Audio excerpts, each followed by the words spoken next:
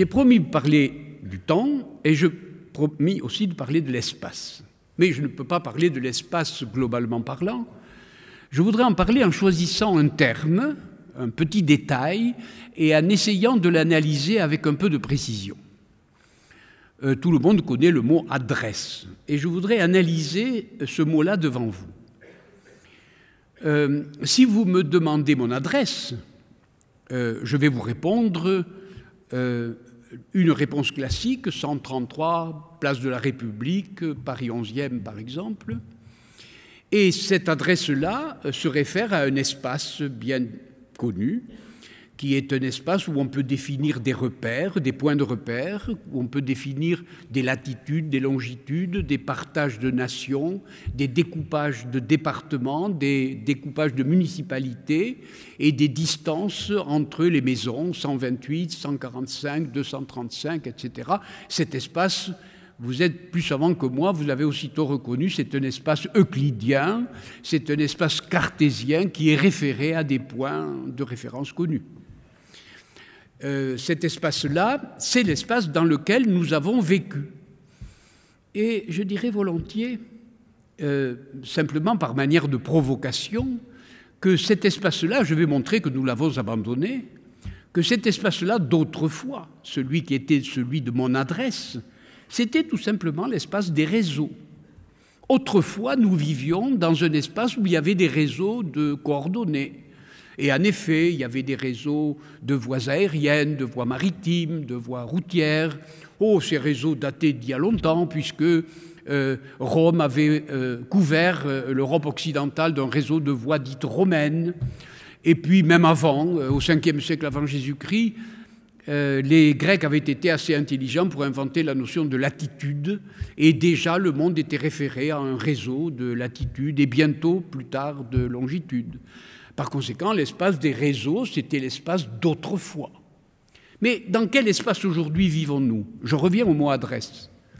Le mot « adresse », aujourd'hui, si vous me la redemandez, je vous répondrai qu'à l'adresse que je viens de vous donner tout à l'heure, je ne reçois que de la publicité, dont je vide aussitôt le contenu de ma boîte aux lettres pour le mettre déposé dans la boîte à ordures. Donc, ce n'est plus du tout l'endroit où je reçois, où je traite, où je stocke, où j'émets de l'information. À quelle adresse suis-je pour ces 4 opérations-là? C'est très simple, 06 20 02, c'est mon téléphone portatif, pour parler français, et puis à michel.serre@wanadoo.fr pour ce qui concerne mon ADEL, comme disent nos amis québécois, mon adresse électronique. Or, 06 20, etc., pour ce qui concerne le téléphone portatif et michel.serre@yahoo quelque chose fr, ne se réfère plus à l'espace en question. Il ne se réfère plus à l'espace que je viens de décrire. Il se réfère à un espace... arrêtez, je vous prie, de dire que les nouvelles technologies ont raccourci les distances, c'est stupide. Non, non.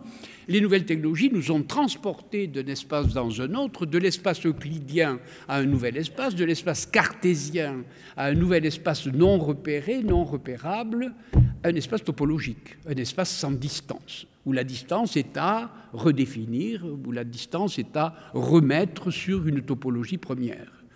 Nous avons changé d'espace. Et je voudrais en dire, du coup, comme on me l'a demandé de le faire, révolution culturelle, je voudrais en tirer au moins 2 ou 3 conséquences culturelles considérables. Je ne sais pas, moi, j'ai parlé tout à l'heure d'espaces qui étaient référés à des points donnés. Ces points étaient généralement des points de concentration. Je ne sais pas, quand je sors de chez moi et que je vais vers le quartier latin, j'ai assisté pendant des années à l'érection des 4 tours de la grande bibliothèque. Et je voyais ça avec tristesse, ces lieux où on avait concentré, où on allait concentrer des centaines de milliers de livres, à une époque où, mon Dieu, j'ai qu'à appuyer sur un moteur de recherche pour avoir n'importe quel texte, et qui me dispensait donc d'aller faire un voyage vers ce lieu de concentration. Et je pensais irrésistiblement à ces cadrans solaires qu'au XVIIe siècle, les Maharajas de New Delhi avaient construits dans la banlieue de leur capitale pour avoir de très très bonnes mesures des grandeurs célestes. alors qu'ils ignoraient, les pauvres, qu'à 10 000 km de là, Galilée, à cette époque-là, avait inventé la lunette astronomique, rendant complètement désuet ces constructions-là. Et nous savions pourtant que nous avions avec nous suffisamment la toile pour nous dispenser de créer aujourd'hui, dans ces cadrans solaires, des bandes de singes crient et s'amusent. Je crois que dans la grande bibliothèque, peut-être, si on avait un climat suffisamment réchauffé, bandes de singes.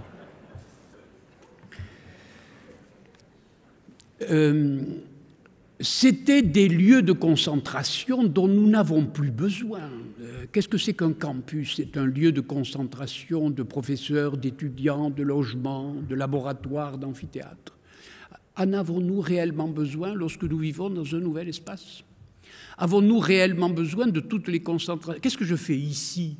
Vous êtes concentrés, j'aurais pu rester chez moi, faire une e-conférence, comme on dit maintenant. On n'a pas vraiment besoin de ce type de concentration. Nous ne vivons plus dans cet espace-là. Deuxième conséquence culturelle, j'ai parlé tout à l'heure des conséquences juridiques ou politiques. Je vais en prendre deux exemples qui montrent bien qu'on ne vit plus dans cet espace-là. Au moins un exemple juridique. Alors revenons s'il vous plaît au mot adresse. Adresse... le préfixe c'est ad, puisque nos amis anglais mettent 2D, et puis ensuite il y a directus, directus en latin. Ce directus marque la direction et les distances, ça c'est pour la géométrie, mais ce directus c'est le rectus qui veut dire le droit. Donc l'espace en question était un espace juridique, un espace de droit. Et lorsque vous dites 133 place de la République, vous désignez un endroit, un endroit où, si vous n'avez pas payé les impôts, le gabelou pourra venir vous requérir là et vous faire payer ce que vous devez à l'État. C'est ça, habiter un espace géométrique d'abord et de droit par la suite. Mais de plus, ce droit-là, dit rectus, rectus qui veut dire le droit, vient du mot latin rex qui veut dire le roi. Et donc c'est un espace géométrique, certes, avec distance, certes, euclidien, etc. C'est un espace juridique, mais c'est aussi un espace politique, car si vous n'avez pas rempli vos obligations militaires, ou si vous avez commis un crime ou un délit, alors la gendarmerie, la maréchaussée pourra se transporter vers votre adresse pour vous entraîner vers le service militaire ou vous entraîner vers la prison que vous méritez pour avoir, etc. Par conséquent, c'est un espace de droit. Voilà, nous y sommes.